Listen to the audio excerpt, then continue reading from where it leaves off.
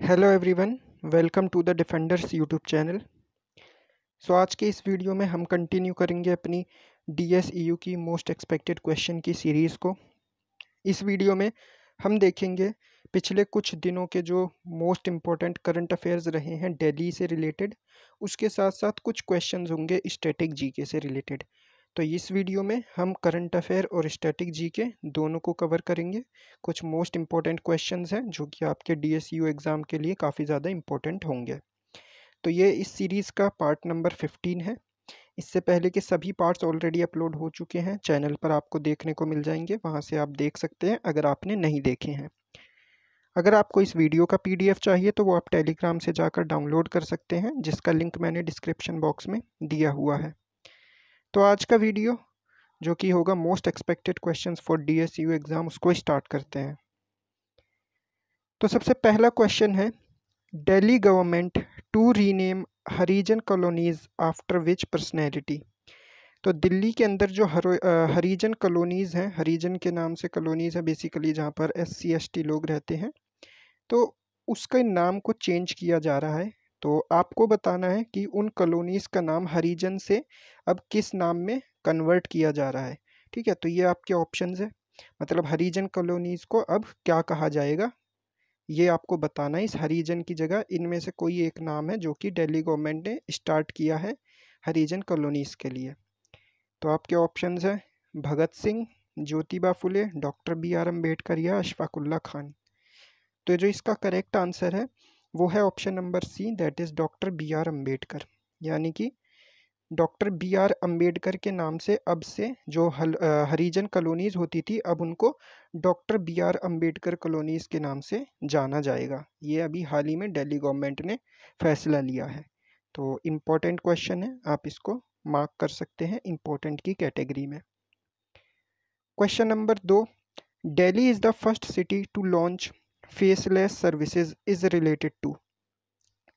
तो पूरे देश में दिल्ली पहला ऐसा शहर है जो कि फेसलेस सर्विसेज को स्टार्ट कर चुका है। तो आपको बताना है ये फेसलेस सर्विसेज अभी किस सेक्टर में इस्तेमाल की गई हैं, स्टार्ट की गई हैं दिल्ली के अंदर। तो ये फेसलेस सर्विसेज किससे रिलेटेड है ये आपको बताना है। Option A transport, option B education, option C health या ऑप्शन डी एनवायरमेंट। तो इसका जो करेक्ट आंसर है वो है option number A, that is transport. यानी कि ट्रांसपोर्ट से रिलेटेड अब जितने भी डॉक्यूमेंट्स बनवाए जाते हैं या जो भी आपका काम होता है ट्रांसपोर्ट सेक्टर से रिलेटेड दिल्ली के अंदर, उसके लिए अब आपको ऑफिस जाने की ज़रूरत नहीं है, बल्कि ऑनलाइन बैठे बैठे आपका घर पर ये सारा का सारा काम हो जाएगा। ठीक है, तो RTO ऑफिस में जाने की अब ज़रूरत नहीं होगी इस फेसलेस सर्विस के बाद। तो इसका जो करेक्ट आंसर है वो है आपका option number A, that is transport sector. तो फेसलेस सर्विसेज ट्रांसपोर्ट सेक्टर के लिए दिल्ली गवर्नमेंट ने स्टार्ट कर दी है। देन क्वेश्चन नंबर 3 में हमसे पूछा गया है, how many trees under mini forest Delhi MCD wants to plant recently. तो अभी ये हाल ही की खबर है कि जो दिल्ली की MCD है उसने डिसाइड किया है कि वो मिनी फॉरेस्ट के अंदर 20 मिनी फॉरेस्ट डेवलप करेंगे। ठीक है, 20 मिनी फॉरेस्ट।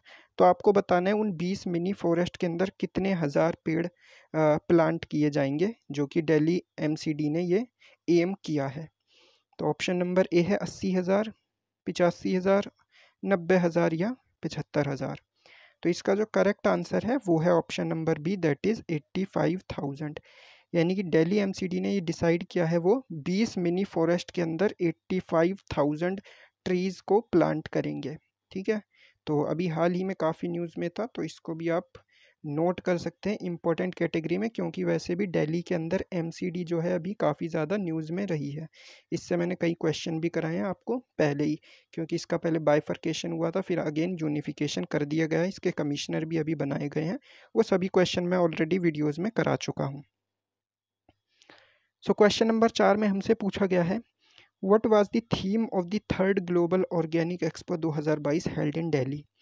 तो अभी दिल्ली के अंदर third global organic expo 2022 held किया गया, यानी कि तीसरा इसका ये आप कह सकते हैं एडिशन था ग्लोबल ऑर्गेनिक एक्सपो का, जो कि दिल्ली में कंडक्ट किया गया। तो आपको बताना है इसका थीम क्या था, इस एक्सपो का थीम क्या था। वो आपको बताना है। तो ऑप्शन ए है profitability for humanity, organic farming for all, high growth in organic farming और organic farming for sustainable future. तो इसका जो करेक्ट आंसर है वो है आपका option number A, profitability for humanity. ठीक है, तो ये इसकी थीम थी ग्लोबल ऑर्गेनिक एक्सपो 2022 की, और इसका 3rd एडिशन अभी दिल्ली में हुआ था। आपको ये बताना है कि इस एडिशन को इनैगोरेट किसने किया था, उसका नाम आपको कमेंट सेक्शन में बताना है। ठीक है, हम चलते हैं अगले अपने नेक्स्ट क्वेश्चन की ओर। क्वेश्चन नंबर 5, इसमें बोला गया है प्रोजेक्ट निगाह लॉन्च्ड बाय होम। तो अभी दिल्ली में प्रोजेक्ट निगाह को लॉन्च किया गया है, आपको बताना है कि ये किसने लॉन्च किया है। आपके ऑप्शन है डीडीए, एमसीडी, दिल्ली कस्टम्स या फिर दिल्ली पुलिस। तो इसका जो करेक्ट आंसर है वो है दिल्ली कस्टम्स। तो ये दिल्ली कस्टम्स ने अभी हाल ही में प्रोजेक्ट निगाह को लॉन्च किया है दिल्ली में, नियर गुरुग्राम के पास में इसको लॉन्च किया गया है। ठीक है, ये बेसिकली कंटेनर्स की रखरखाली के लिए और उसके देख रेख के लिए ये प्रोजेक्ट स्टार्ट किया गया है, कि जो कंटेनर्स एक जगह से दूसरी जगह जाते हैं उसकी बेसिकली सुपरवाइज़र के लिए, और आप कह सकते हैं कि उसकी देखभाल करने के लिए ये प्रोजेक्ट को स्टार्ट किया गया है। इसका नाम क्या है, प्रोजेक्ट निगाह। ये किसने स्टार्ट किया है, सो दिल्ली कस्टम्स ने। क्वेश्चन नंबर 6 में हमसे पूछा गया है रिसेंटली भारतीय व्यापार पोर्टल लॉन्च्ड बाय हुम इन दिल्ली।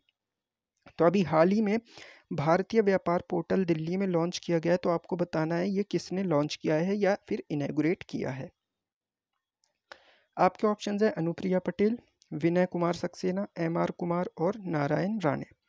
तो देखिए विनय कुमार सक्सेना तो आपको पता ही होगा, अभी ये हाल ही में दिल्ली के नए एलजी बने हैं। एमआर कुमार जो हैं ये एलआईसी के चेयरमैन हैं। एलआईसी अभी काफ़ी न्यूज़ में था क्योंकि इसका आईपीओ आया था, तो इससे रिलेटेड भी आपको कुछ नॉलेज होनी चाहिए। ठीक है, तो एमआर कुमार कौन है, एलआईसी के चेयरपर्सन है। नारायण राणे मैंने पहले भी बताया है ये कौन है, ये अपने एमएसएमई मिनिस्टर हैं। सो इसका जो करेक्ट आंसर है वो है अनुप्रिया पटेल। ठीक है, इन्होंने अभी हाल ही में भारतीय व्यापार पोर्टल को लॉन्च किया है। ये मिनिस्टर हैं, minister of state industry and commerce की। ठीक है, तो अनुप्रिया पटेल इसका क्या है, करेक्ट आंसर हो जाएगा। देन क्वेश्चन नंबर 7, ये स्टैटिक जीके से रिलेटेड है। हु डिज़ाइन द फेमस बाज़ार चांदनी चौक फॉर शाहजहानाबाद। तो शाहजहानाबाद में जो चांदनी चौक बाज़ार था उसको किसने डिज़ाइन किया था, ये आपको बताना है। ऑप्शंस दिए हैं आपके, नूरजहां, मुमताज़ महल, जहां आरा बेगम या फिर गुलबदन बेगम। तो जो इसका करेक्ट आंसर है वो है आपका option number C, that is Jahanara बेगम। यानी जहां आरा बेगम ने इसको जो चांदनी चौक है जो आपको जामा मस्जिद और लाल किले के बीच में देखने को मिलता है, तो उसको डिज़ाइन किसने किया गया था, तो उसको डिज़ाइन किया था जहां आरा बेगम ने। तो आपने देखा ही होगा अगर आप दिल्ली में रहते हैं या कभी आए हैं, तो चांदनी चौक काफ़ी फेमस है पुरानी दिल्ली में। तो उसको डिज़ाइन किसने किया था, जहां आरा बेगम ने। इसका करेक्ट आंसर है।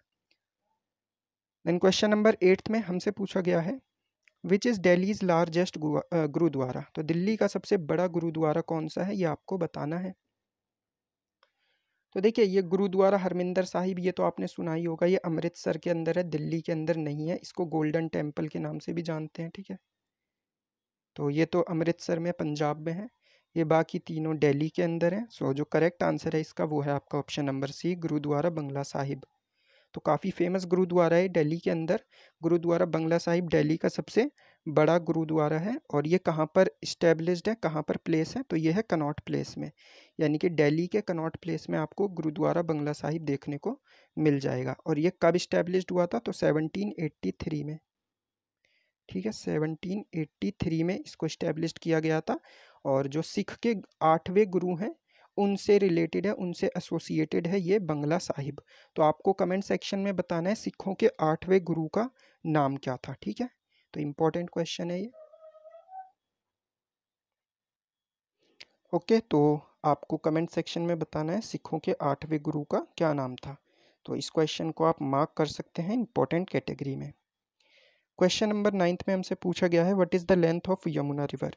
तो यमुना रिवर की लेंथ क्या है वो आपको बतानी है, बिल्कुल फैक्चुअल बेस्ड क्वेश्चन है। ठीक है, अगर आपको आता है तो ठीक है, नहीं आता तो आप तुक्के ना लगाएं इस तरह के क्वेश्चन में। तो इसका जो करेक्ट आंसर है वो है आपका option number A, that is 1376 6 kilometre. इस तरह के क्वेश्चन 22 मार्च को एग्ज़ाम में पूछे गए थे, इसीलिए मैंने इस तरह के क्वेश्चंस को इंक्लूड किया है, ठीक है, जो बिल्कुल फैक्चुअल बेस्ड हैं। तो ये आपको पता होना चाहिए, क्योंकि यमुना दिल्ली में फ़्लो करती है, तो आपको उसकी एटलीस्ट लेंथ तो पता होनी ही चाहिए कि वो कितनी लंबी है।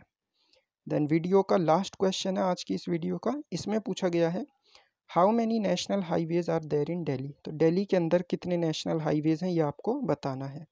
Option A 5, option B 4, option C 3 या ऑप्शन डी 2। तो दिल्ली के अंदर टोटल 5 नेशनल हाईवेज़ हैं, यानी कि ऑप्शन नंबर ए इसका करेक्ट आंसर है। अब कौन कौन से हाईवेज़ हैं, तो वो भी मैं आपको बता देता हूँ। पहला है आपका NH1, दूसरा है आपका NH2, तीसरा है NH8, चौथा है आपका NH10 और पांचवा है आपका NH24। ठीक है, तो ये 5 इंपॉर्टेंट हाईवेज़ हैं जो कि दिल्ली के अंदर हैं, किसी ना किसी हाईवे को वो कनेक्ट करते हैं, ठीक है। तो ये 5 हाईवेज़ दिल्ली के अंदर हैं, ये भी काफ़ी इंपॉर्टेंट क्वेश्चन है, आप इसको इंपॉर्टेंट मार्क कर सकते हैं। तो ये थी आज की वीडियो, आई होप आपने वीडियो काफ़ी इन्जॉय किया होगा, and thank you so much for watching this video.